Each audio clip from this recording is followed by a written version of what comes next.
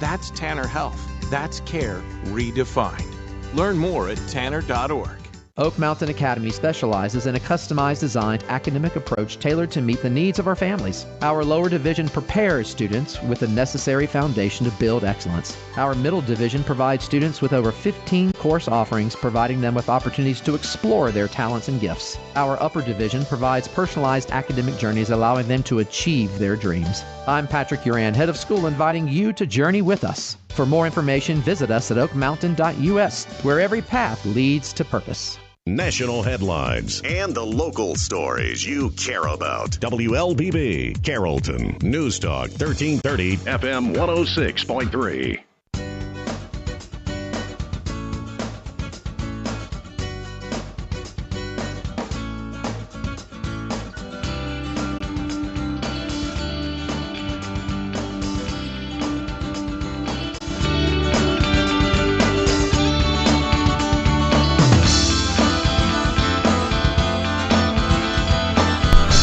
Time right now is 8:30. Good Thursday morning. Welcome to the WLBB Community Voice here on News Talk 1330 FM 106.3. My name is Colin Worthington. We're also on the News Talk 1330 WLBB Facebook page this morning. My guest, he has been the University of West Georgia's ninth president since August of 2025. So that's pretty much just one semester. And he was here, I think, when he first started, maybe November or something like that. But we brought him back to kind of look at the first half and get some idea of where we're going as the university here. Dr. Michael Johnson, my guest. Good morning, sir. Hey, good morning. Thank you for having me. Absolutely. I'm going to have to get you to get closer to the mic there. All right. If you don't mind. I thought about, just to keep people listening, I thought about we're going to have you announce that UWG is going into the SEC. But I probably said I shouldn't do that. Some people will shut it off after that, and they'll take it out and tell people. And we could certainly send a letter to the commissioner. Good deal. Good deal. Doc, good to see you again. Thank you. And, let's talk about that. What, 4 months? August 4? Yeah, about 4 months, right? Closer to 6. I just can't count, apparently. Yeah. All right. With the ideas that you came in here, obviously you toured the campus and talked to people before you accepted this job. What do you think what have you learned more since then? I mean, is there things that have surprised you or maybe you were let down with? No, absolutely. Quite the opposite is that my conversations with all the constituent groups that I had an opportunity to meet with is just a huge passion and support for the university and wanting to see it be successful. I think the faculty are just excellent in every endeavor that they're a part of, and certainly committed to student success. And I think it's just little tweaks that always can make any organization better. And so as I had those conversations, it's about where are those minor improvements, those little things that take us to that next level. And so as I had more and more conversations with both external and internal groups, I found that passion there. And so how can we consolidate that and focus it on the specific areas to move the organization to that next piece. And you've come at a really good time, I think. I mean, as far as the university, we see the enrollment is going up. Joined Division I. They're about to fix up Maple Street right nice.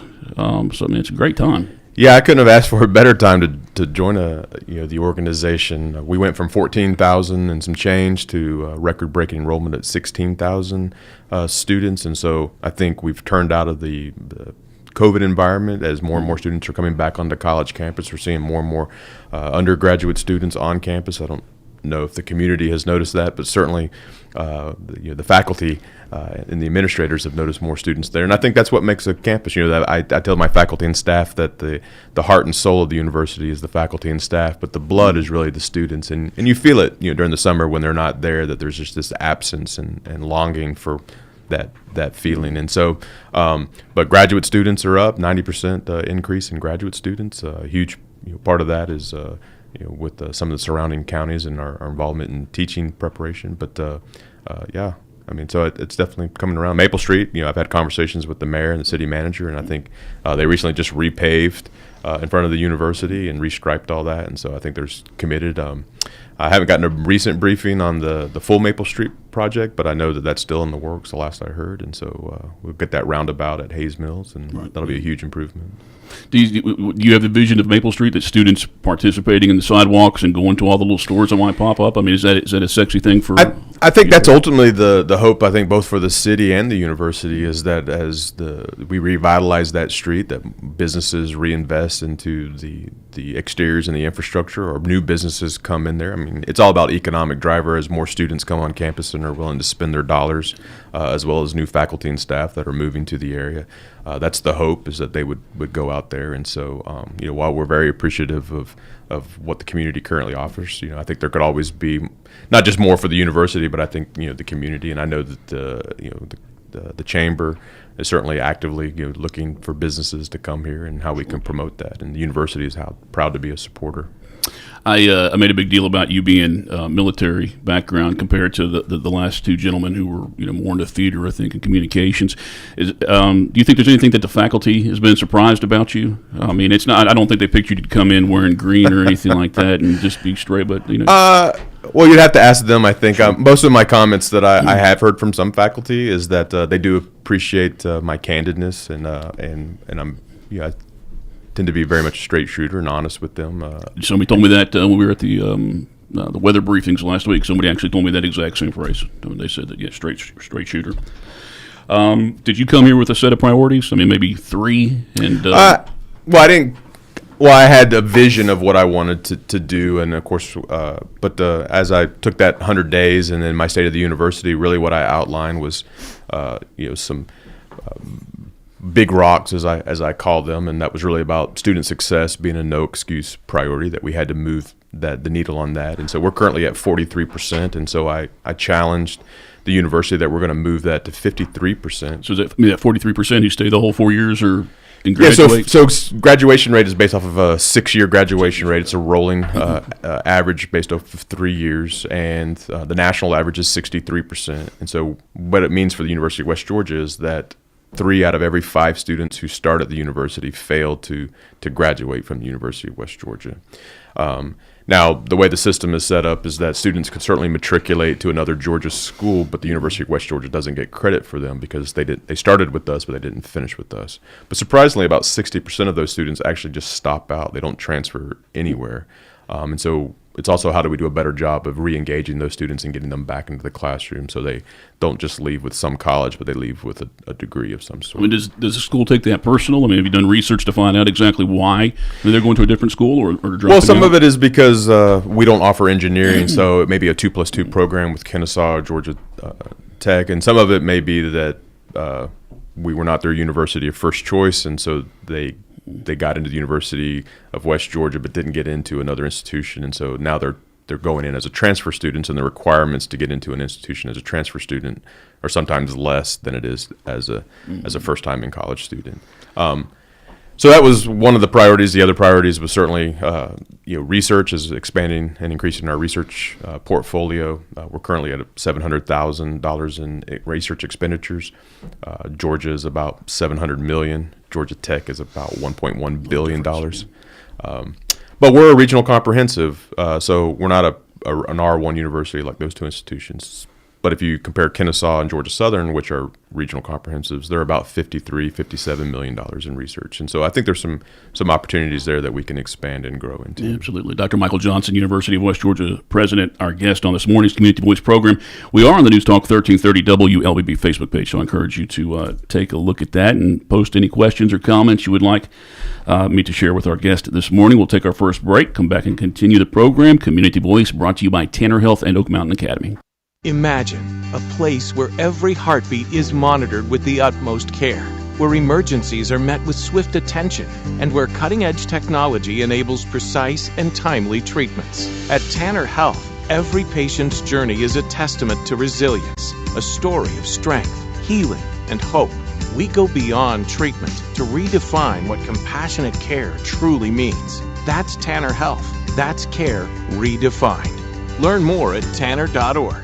Oak Mountain Academy is a vibrant community built on innovation, academic excellence, and a 64-year legacy of shaping community leaders. I'm Patrick Uran, head of school at Oak Mountain Academy, inviting you to visit the mountain and experience firsthand the passion, purpose, and personalized education that defines our school. Come see how our mission and vision come to life each day. For more information, visit us at oakmountain.us so that you can discover your journey on the mountain, where every path leads to purpose.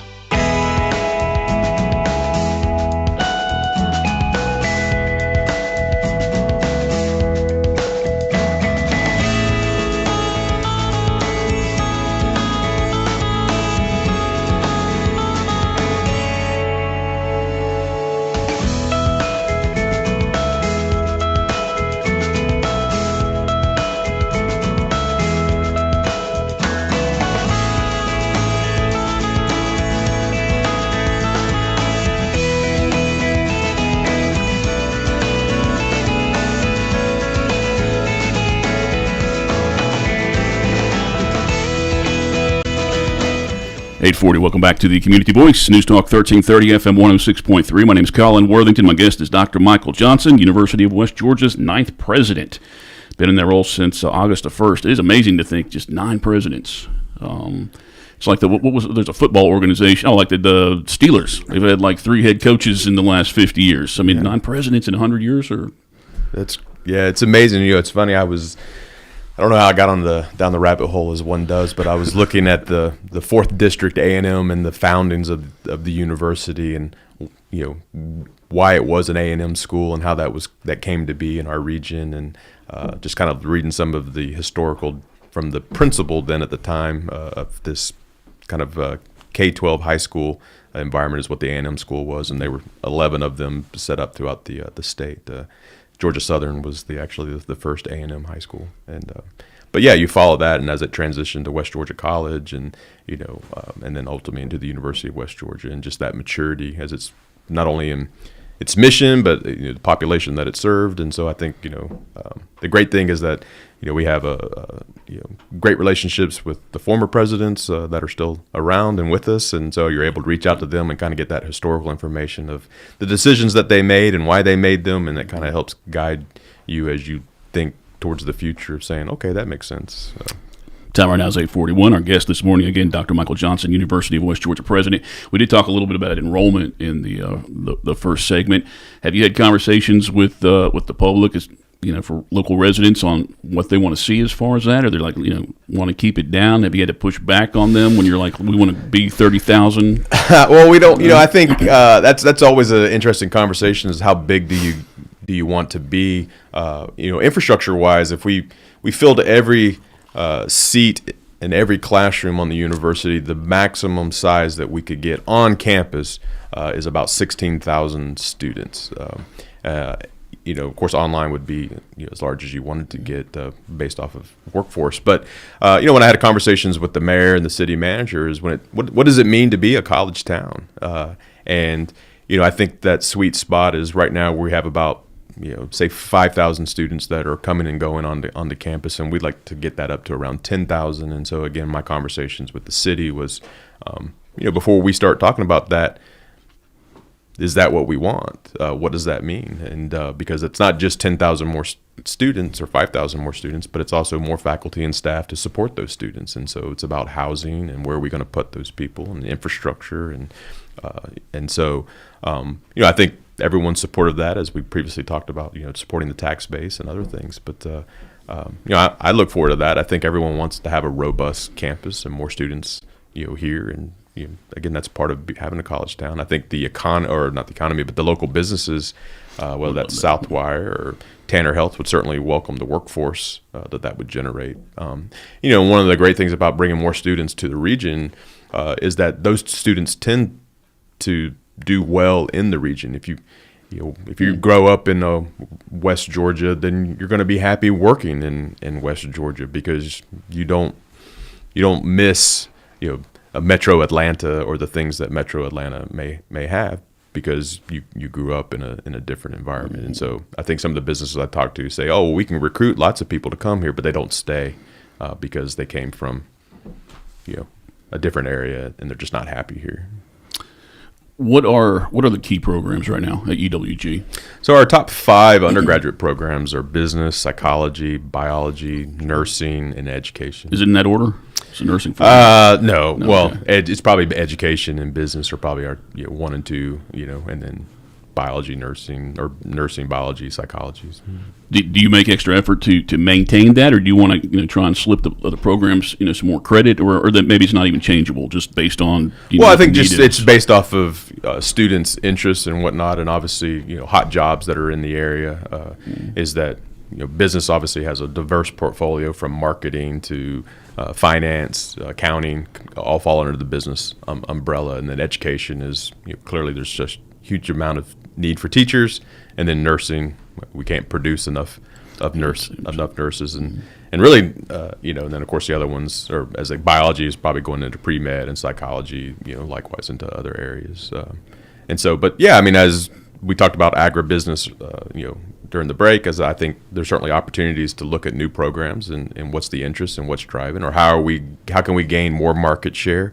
Are we losing students to there's a university across the state line, that has an ag program, and so how can we get into that market share? And but what makes sense for us in the region? We also don't want to just chase things that are just not realistic or have a high price point but very low enrollment opportunities. Does the Newnan campus, do they have they have people on, they have a campus? Do they have a dorm? They don't have a dorm. So the Newnan campus is an instructional offsite. It falls under the University of West Georgia, but it has about 900 students that are there, probably maybe 200 students that are probably take all their classes at the Newnan campus. Huge dual enrollment. So these are high school students that are taking some college that come onto the campus, and then we have a robust nursing program that's also down there, and our relationship with Piedmont does a good job of taking those students. How about like flagship programs with UWG, like the Honors College? And is there any of that's Beirut's baby? I think was the Honors College. So the Honors College continues to grow. It falls under University College, and so that's a pathway for students to basically take more niche, small courses. So you can take an English 101 class, but it's an honors class, and so is it high school students then, or is it dual enrollment? To my knowledge, don't take honors at this point. They're taking core classes, so they're taking English and maths and whatnot. And our hope and the state's hope is that those students are taking those classes, and then it's shortening their time to graduation. And so, in fact, at the University of West Georgia, a student who takes dual enrollment graduates one semester earlier than a student who doesn't. And when you think about that from dollars and cents, that's $12,000, $6,000 in tuition and housing and other costs that you're able to save because you're able to get into the workforce that much sooner. Do you have a percentage of like the dual enrollment students? Because you have the opportunity to make the school more attractive to them as high school students to continue that. Are there numbers that say how many actually get their degree at UWG when they do that? Yeah, so right now we have about 2,000 dual enrolled students. Approximately 25% of those students matriculate to the University of West Georgia. As you can imagine, a lot of those students are high performers in general, so they have a lot of opportunities to go. 90% of our students come from Georgia anyways, so we could do a better job of getting more of those students because you already have that first point of contact with them. So how do we convince them to stay with the university? But what we do know is the students who do dual enrollment with West Georgia and then who come to West Georgia, they have a 3-year graduation rate of about 15%. So some of them actually take a huge amount of dual enrollment AP classes, and they finish even faster than our normal students. So but again, that's another area from an enrollment when we talk about that 10,000 number of on campuses that we could do a better job at going after those students and connecting them and getting them to already come to campus. Dr. Michael Johnson, my guest on this morning's Community Voice program. Time right now is 8:48. Before we do take the break, in the last 5 years, I can't remember who actually made the decision to get rid of the diversity inclusion departments in the universities. I don't know if there was a state thing or a national thing, but there were actually departments there that focused on diversity and inclusion. Is that still important, even though there's not that department there now? But is that still something that's important? Well, of course. I think every student is important, and so those programs have not gone away in the sense that the offices have gone away, but our mission to serve students will always continue to exist. And so now, is there a loss because I had a specific area that I could have gone into and now I don't have that area? Yes, absolutely. But that mission of that thing has just been rolled in so that it's all encompassing of serving all students. And so it wasn't that one population wasn't allowed to go into that area. It's just that they felt that they couldn't. And so now we've just combined that so that it's uniform and that you have access to those services just like you've always had, but it's just about making sure that everybody feels that they have the same services. Dr. Michael Johnson, my guest on this morning's Community Voice program, president of the University of West Georgia. Time right now is 8:49. I'll take our final break here, and if you do have any questions or comments, please post those during this break, and I'll take a look and share them with our guest. We'll come back with about 9 minutes. Community Voice brought to you by Tanner Health and Oak Mountain Academy. Imagine a place where every heartbeat is monitored with the utmost care, where emergencies are met with swift attention, and where cutting-edge technology enables precise and timely treatments. At Tanner Health, Every patient's journey is a testament to resilience, a story of strength, healing, and hope. We go beyond treatment to redefine what compassionate care truly means. That's Tanner Health. That's care redefined. Learn more at tanner.org.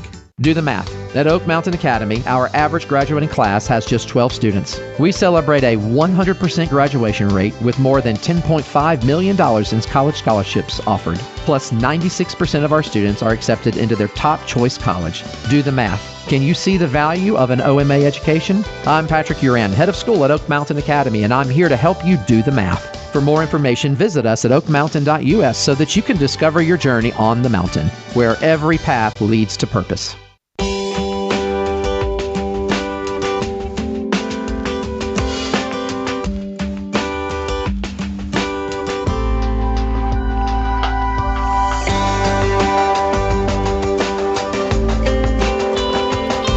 All right, 8:50. Welcome back to the Community Voice here on News Talk 1330 FM 106.3. I encourage you to post comments and questions on the Facebook page, and I said I'd look at them, but I lied because we ended up talking during the commercial break. So, but yeah, thank you for watching. I see a few of you here that I recognize that always tune into our programs. Again, my guest is Dr. Michael Johnson this morning, University of West Georgia president.